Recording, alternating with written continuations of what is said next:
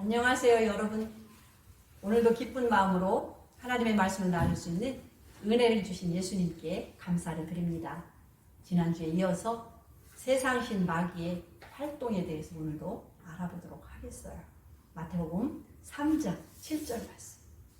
요한이 많은 바리새인과 사두개인이 침례 베푼데 오는 것을 보고 이르되, 독사의 자식들아, 누가 너희를 가르쳐 임박한 진노를 피하라 하더냐. 마태복음 23장 25절. 화 있을진저 외식하는 서기관들과 바리새인들이여, 잔과 대접의 겉은 깨끗이 하되 그 안에는 탐욕과 방탕으로 가득하게 하는도다. 소경된 바리새인아, 너는 먼저 안을 깨끗이 하라. 그리하면 겉도 깨끗하리라. 화 있을진저 외식하는 서기관들과 바리새인들이여, 회칠한 무덤 같으니 겉으로는 아름답게 보이나 그 안에는 죽은 사람의 뼈와 모든 더러운 것이 가득하도다. 이와 같이 너희도 겉으로는 사람에게 옳게 보이되 안으로는 외식과 불법이 가득하도다. 33절 말씀. 뱀들아, 독사의 새끼들아, 너희가 어떻게 지옥의 판결을 피하겠느냐. 지금 읽은 말씀은 침례 요한과 예수님께서 당시 유대교 지도자들이었던 서기관들과 하나님을 가장 잘 믿고 있다고 자부하던 바리새인들과 사두개인들을 향하여, 독사의 자식들아, 너희가 어떻게 지옥의 판결을 피하겠느냐라고 무섭게 책망하신 내용이에요. 독사의 자식이란 의미는 옛날 에덴 동산에서 하와를 미혹했던 사단 마귀의 자식들이라는 것입니다. 이들은 아브라함과 모세가 증거한 야훼 하나님을 믿을 뿐만 아니라 하나님의 백성들을 진리의 말씀으로 인도한다고 하는 사람들이었는데요. 그들을 향하여 사단 마귀의 자식들이라고 책망하시며 돌이켜 회개하라고 촉구하신 내용입니다. 침례 요한과 예수님이 그들에게 독사의 자식, 즉 사단 마귀의 자식들이라고 책망하신 이유는 그들의 외식, 겉으로는 하나님을 잘 섬기는 것 같이 보이지만 그 속에는 탐욕과 방탕이 가득하여 겉은 아름답게 꾸몄으나 그 안에는 죽은 사람의 뼈와 썩은 모든 것들이 가득한 무덤처럼 이들의 속과 겉이 다른 신앙생활을 했기 때문입니다. 침례 요한과 예수님은 외식하는 자들에게 돌이켜 회개하지 않으면 망하게 될 것이라고 경고하신 것입니다. 오늘날도 우리가 하나님을 믿으면서도 이들과 같이 외식하는 자들이 된다면 사단 마귀의 종이요, 사단 마귀의 자식들이 될 수 있다는 경고의 메시지를 주시는 것이죠. 마태복음 13장 24절 말씀을 보겠습니다.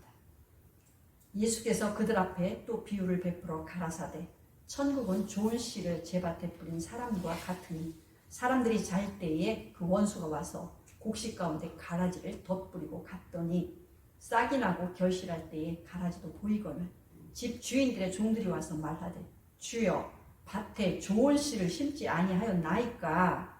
그러면 가라지가 어디서 생겼나이까? 주인이 가로되, 원수가 이렇게 하였구나. 종들이 말하되, 그러면 우리가 가서 이것을 뽑기를 원하시나이까? 주인이 가로되, 가만 두어라. 가라지를 뽑다가 곡식까지 뽑을까 염려하노라. 둘 다 추수 때까지 함께 자라게 두어라. 추수 때에 내가 추수꾼들에게 말하기를, 가라지는 먼저 거두어 불사르게 단으로 묶고 곡식은 모아 내 곡간에 넣으리라 하리라. 36절. 이에 예수께서 무리를 떠나사 집에 들어가시니 제자들이 나와 가로되, 밭의 가라지의 비유를 우리에게 설명하여 주소서. 대답하여 가라사대, 좋은 씨를 뿌리는 이는 인자요, 밭은 세상이요, 좋은 씨는 천국의 아들들이요, 가라지는 악한 자의 아들들이요, 가라지를 심은 원수는 마귀요, 추수 때는 세상 끝이요, 추수꾼은 천사들이니 그런즉 가라지를 거두어 불에 사르는 것 같이 세상 끝에도 그러하리라. 예수님께서 천국에 대해 말씀하실 때 곡식과 가라지를 가지고 비유로 설명하신 내용입니다. 어떤 농부가 자기 밭에 곡식씨를 뿌려 놓았는데 사람들이 잘 때에 누군가가 가라지를 덧뿌리고 감으로써 곡식밭에 가라지도 함께 자라고 있다고 비유하셨어요. 종들이 주인에게 묻기를 좋은 씨를 뿌렸는데 어찌하여 가라지가 생겼나이까. 주인이 대답하기를 원수가 그리하였다라고 알려주십니다. 이 내용에서 가라지를 심은 원수는 마귀요, 곡식씨를 받은 자들은 천국의 아들들이요, 가라지씨를 받은 자들은 사단 마귀가 뿌린 거짓말을 따름으로써 사단 마귀의 자식이 된 자들이라고 말씀을 하고 계십니다. 이 천국 비유의 말씀에서 우리가 깨달아야 하는 것은 세상의 교회가 존재하고 있는 동안 신자들 중에 진리의 말씀으로 거듭나서 양육되고 있는 진리의 교회가 있지만 사단 마귀가 뿌린 거짓 가르침을 있는 교회들도 존재한다는 교훈이에요. 사단 마귀는 곡식씨로 거듭난 하나님의 아들들을 거짓 가르침으로 미혹하여 실족케 하려고 끊임없이 시도하며 회방하고 있으므로 성경에 기록된 말씀만을 따라야 된다는 것입니다. 고린도서 11장 2절 말씀. 내가 하나님의 열심으로 너희를 위하여 열심 내노니 내가 너희를 정결한 처녀로 한 남편인 그리스도께 드리려고 중매하미로다. 뱀이 그 관계로 이와를 미혹해 한 것 같이 너희 마음이 그리스도를 향하는 진실함과 깨끗함에서 떠나 부패할까 두려워하노라. 13절. 저런 사람들은 거짓 사도요 계율의 여꾼이니 자기를 그리스도의 사도로 가장하는 자들이니라. 이것이 이상한 일이 아니라 사단도 자기를 광명의 천사로 가장하나니 그러므로 사단의 일꾼들도 자기를 의의 일꾼으로 가장하는 것이 또한 큰 일이 아니라 저희의 결국은 그 행위대로 되리라. 이 내용은 사도 바울이 고린도 교회에게 보낸 편지인데요. 이 말씀에서도 사도 바울이 세운 고린도 교회의 거짓 가르침으로 성도들을 미혹하는 사단의 일꾼들이 활동했음을 보여주고 있어요.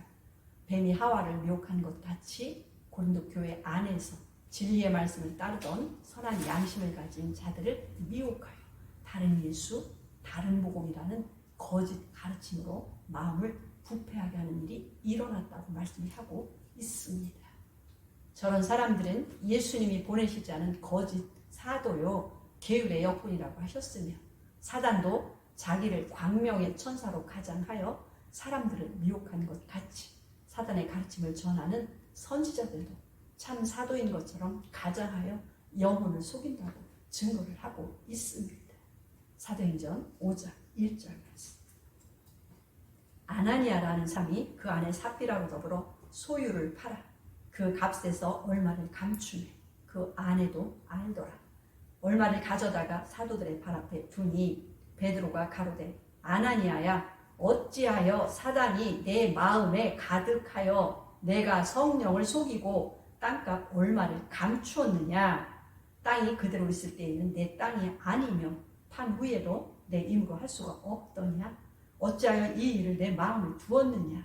사람에게 거짓말한 것이 아니요 하나님께로다. 아나니아가 이 말을 듣고 엎드러져 혼이 떠나니 이 일을 듣는 사람이 다 크게 두려워하더라. 젊은 사람들이 일어나서 시신을 싸서 메고 나가 장사하니라. 3시간쯤 지나 그 아내가 그 생긴 일을 알지 못하고 들어오니 베드로가 가로되 그 땅 판값이 이것뿐이냐 내게 말하라 하니 가로되 예 이뿐이로라. 베드로가 가로되 너희가 어찌 함께 꾀하여 주의 영을 시험하려 하느냐. 보라 내 남편을 장사하고 오는 사람들의 발이 문 앞에 이르렀으니 또 너를 메어 내 가리라 한데 곧 베드로의 발 앞에 엎드러져 혼이 떠나는지라. 젊은 사람들이 들어와 죽은 것을 보고 메어다가 그 남편 곁에 장사하니 온 교회와 이 일을 듣는 사람들이 다 크게 두려워하니라. 이 말씀은 부활하신 예수님께서 약속하신 성령을 받기 위하여 예수님의 승천을 본 120여 명의 제자들이 다락방에 모여 전심으로 기도하고 있을 때 유대인의 명절인 오순절날이 이르렀고 기도하던 제자들이 모두 초자연적인 성령의 역사를 경험하게 됩니다.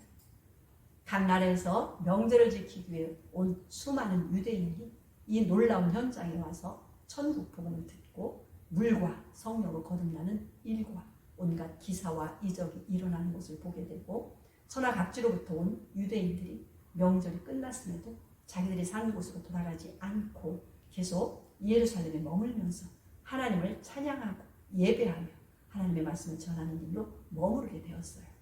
그들이 준비해온 여비가 다 떨어지자 현지 유대인들이 자기들의 소유를 팔아서 그들의 필요를 채워주게 됩니다. 그때 아나니아와 삽비라 부부도 이와 같은 헌신에 참여하고 사람들로부터 칭찬을 받기 위하여 땅을 팔아서 일부를 숨기고 남은 일부를 베드로 사도에게 맡깁니다. 성령께서 베드로를 통하여 그 거짓말을 지적하셨어요. 너희가 땅 판 값이 이것이 전부이냐? 라고 물었을 때 그들은 예, 전부 가져왔습니다. 라고 거짓말로 답을 합니다. 이때 베드로 사도가 성령의 감동하심을 받고 내 안에 사단이 가득하여 성령을 속이고 땅값 일부를 감추었지 않느냐? 땅이 그대로 있을 때도 너의 것이고 팔았을 때도 너의 것이고 너의 것을 내 마음대로 할 수 있는 것이 아니냐?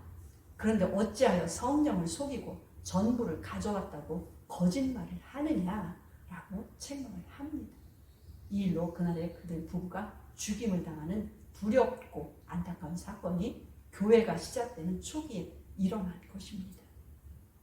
사단 마귀는 자기를 드러내고 싶은 마음과 교만한 마음, 영광받고 싶어하는 아나니아와 삽비라 부부의 마음을 점령하여 이들 부부를 충동시켜 죽음으로 몰고 간 것입니다. 사단 마귀는 성도들의 약한 부분을 파고들어 파멸의 웅덩이에 던져버리는 간교한 영이란 사실을 깨닫고 경계하여 끝까지 성도들의 영혼을 지켜야 함을 보여주고 있습니다. 정리해 보겠습니다. 예수님 당시 유일하신 야훼 하나님을 믿고 백성을 인도하던 지도자들이라 할지라도 외식하며 방탕하게 살 때에 독사의 자식, 즉 사단 마귀의 자식이 된다고 책망하셨어요. 그리고 천국 교회에서도 하나님의 말씀대로 바로 살지 않으면 속아서 사단 마귀가 지어낸 거짓 가르침에 빠질 수 있다고 경고하셨습니다. 실예로 사도 바울이 세운 고린도 교회에 광명의 천사로 가장한 사단 마귀의 거짓 것을 전하는 뱀들, 즉 사단의 일꾼들이 활동했음을 보여주고 있습니다. 그리고 초대교회의 일벌백계로 삼으신 아나니아와 삽비라의 죽음은 자기를 자랑하고 높이려고 할 때 사단의 전술과 전략에 떨어지고 거기서 멸망받을 때까지 빠져나오지 못하게 된다는 끔찍한 교훈을 보여주고 있습니다. 하나님의 아들들이 이 세상을 살아가는 여정은 원수가 숨겨놓은 지뢰밭을 통과하는 것과 같다고 볼 수 있어요. 죄의 종으로 팔린 모든 사람은 물론이고 하나님의 성도들도 연약한 육체를 가지고 살아가므로 자신의 힘만으로는 도저히 안전하게 걸어갈 수 없는 죽음의 길과도 같아요.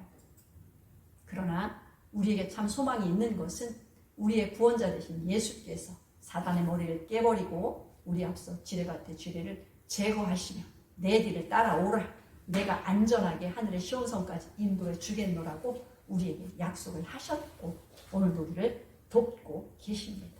하나님께서 주신 기록된 말씀이 곡식 씨이며 안국으로 천국 곳간에 들어가기까지 기록된 말씀으로 승리하는 우리 모두가 되기를 예수님께서 간절히 바라고 계십니다. 저와 여러분이 하나님 앞에 깨끗하고 순전한 마음을 지킬 수 있도록 은혜를 입은 하나님의 사람들로서 오늘도 승리하기를 원합니다. 아멘.